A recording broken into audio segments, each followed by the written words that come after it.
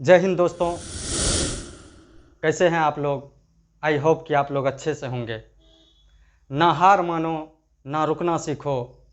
ना हार मानो, ना रुकना सीखो। हर सुबह नए इरादों से सीखो। क्योंकि दोस्तों, जिन्हें खुद पर भरोसा होता है, सफलता भी उन्हें सलाम करती है। मेहनत आपका और मार्गदर्शन हमारा। स्वागत है आपका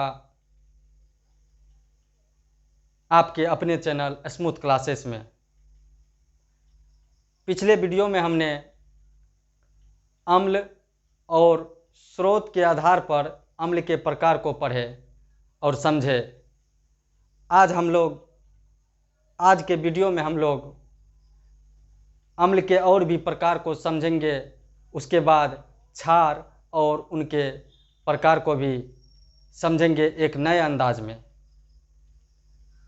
अगर कोई नए आए हैं तो हमारे चैनल को सब्सक्राइब कर लीजिए।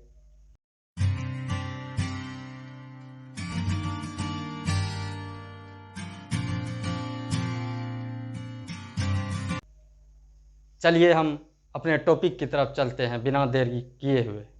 दोस्तों, पिछले वीडियो में हमने स्रोतों के आधार पर अम्ल के प्रकार को पढ़ा।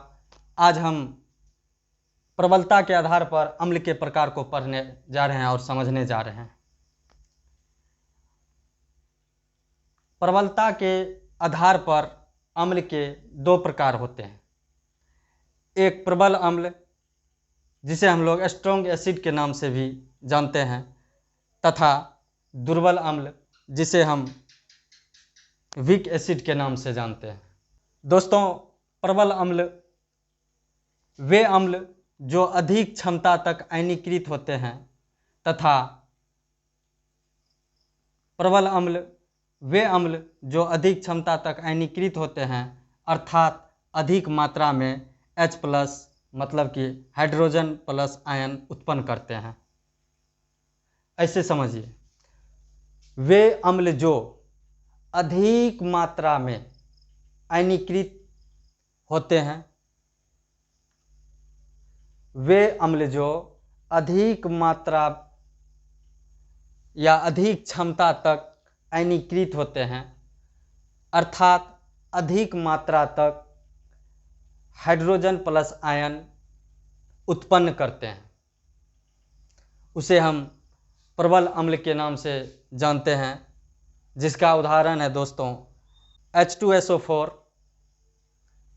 जिसका उदाहरण है दोस्तों H2SO4, HNO3 etc. इत्यादि। एकदम आसान भाषा में समझिए, वे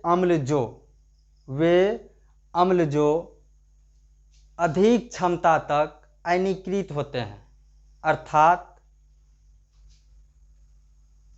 अधिक मात्रा में H+ आयन का उत्पन्न करते हैं। H+ आयन उत्पन्न करते हैं क्या कहलाता है दोस्तों? प्रबल अम्ल, जिसका उदाहरण है H2SO4, HNO3 इत्यादि। दूसरा है दोस्तों दुर्बल अम्ल, वीक एसिड।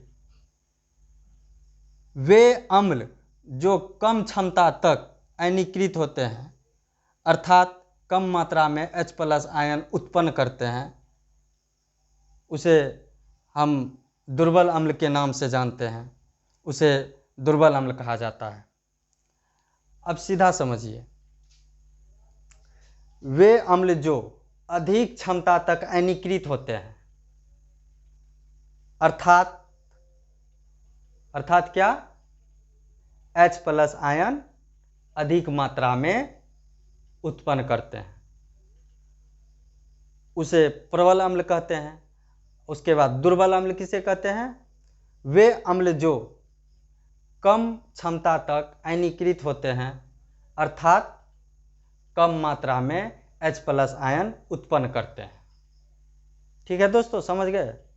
दोस्तों, सांद्रता के आधार पर अम्ल के प्रकार। सांद्रता के आधार पर अम्ल के दो प्रकार होते हैं, एक सांद्र अम्ल, एक तनु अम्ल। सांद्र अम्ल जिसमें अम्ल अधिक मात्रा में होते हैं जबकि जल अल्प मात्रा में।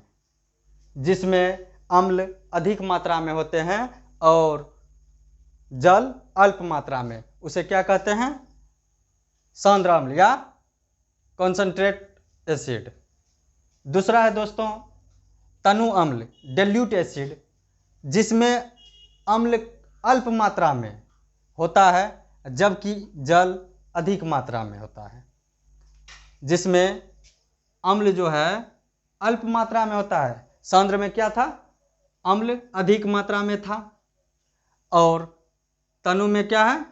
अम्ल अल्प मात्रा में है।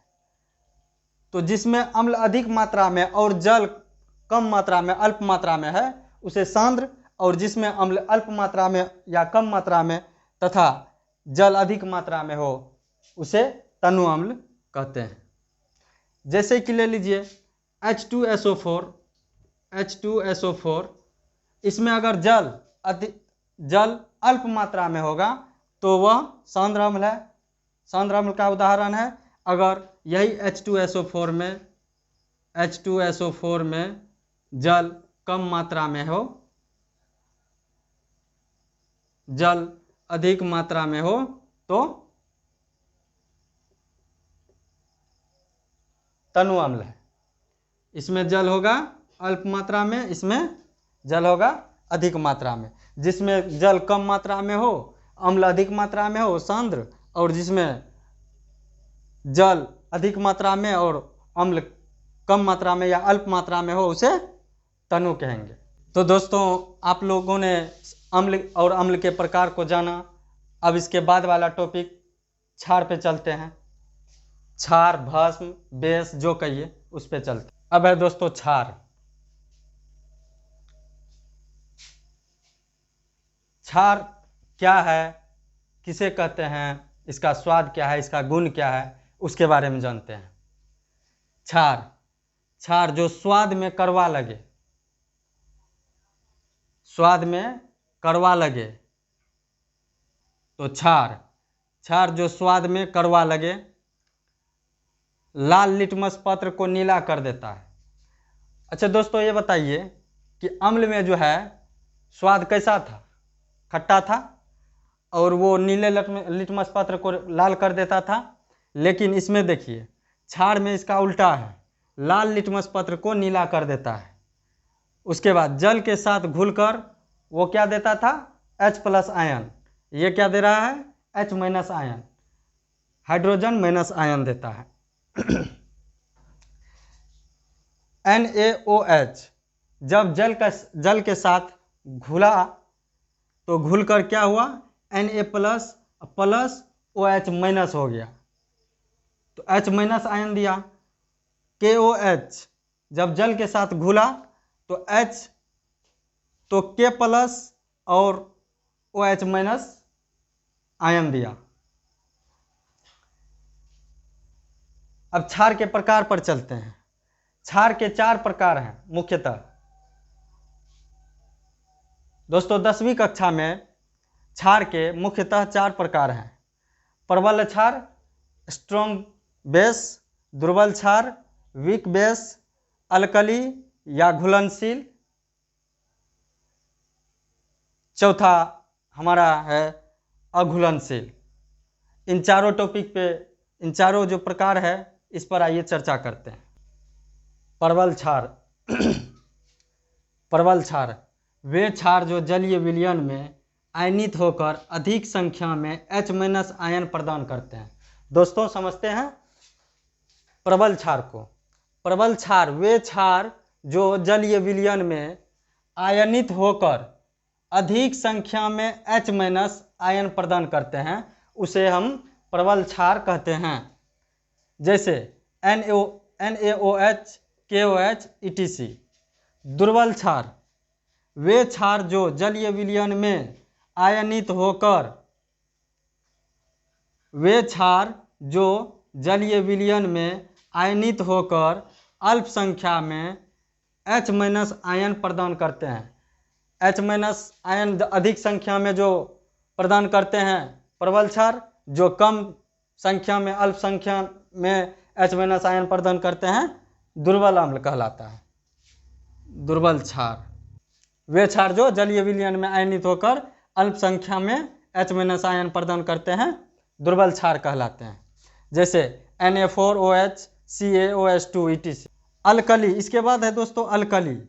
अल्कली को हम लोग घुलनशील क्षार भी कहते हैं, जो जल में घुलनशील क्षार को हम अल्कली कहते हैं। जो जल में घुलता है, जो क्षार जल में घुल जाता है उसे हम अल्कली कहते हैं, जैसे NaOH MgOH2 etc। अघुलनशील क्षार जो जल में नहीं घुलता है, जो जल में नहीं घुलता है वह अघुलनशील क्षार कहलाता है। AlOH3 FeOH3 जो जल में नहीं घुलता है उसे हम अघुलनशील क्षार, जो जल में घुलता है उसे अल्कली या घुलनशील। जो H- आयन कम मात्रा में, अल्प मात्रा में प्रदान करते हैं उसे दुर्बल, और जो H- आयन अधिक मात्रा में, अधिक संख्या में प्रदान करे प्रबल अम्ल। तो दोस्तों आप लोग बताइए कि लैक्टिक अम्ल जो है, लैक्टिक अम्ल वह कौन सा। तो दोस्तों आप लोग ये बताइए कि लैक्टिक अम्ल जो है, लैक्टिक अम्ल कौन सा अम्ल है, कौन सा अम्ल के प्रकार हैं। उत्तर कमेंट्स में ज़रूर दीजिए। तो यहीं तक दोस्तों, मिलते हैं अगले वीडियो में अगले टॉपिक के साथ, जिसका नाम लवण या सॉल्ट है। ऐसे ही आसान भाषाओं में विज्ञान को सीखने के लिए हमारा चैनल स्मूथ क्लासेस को सब्सक्राइब कीजिए।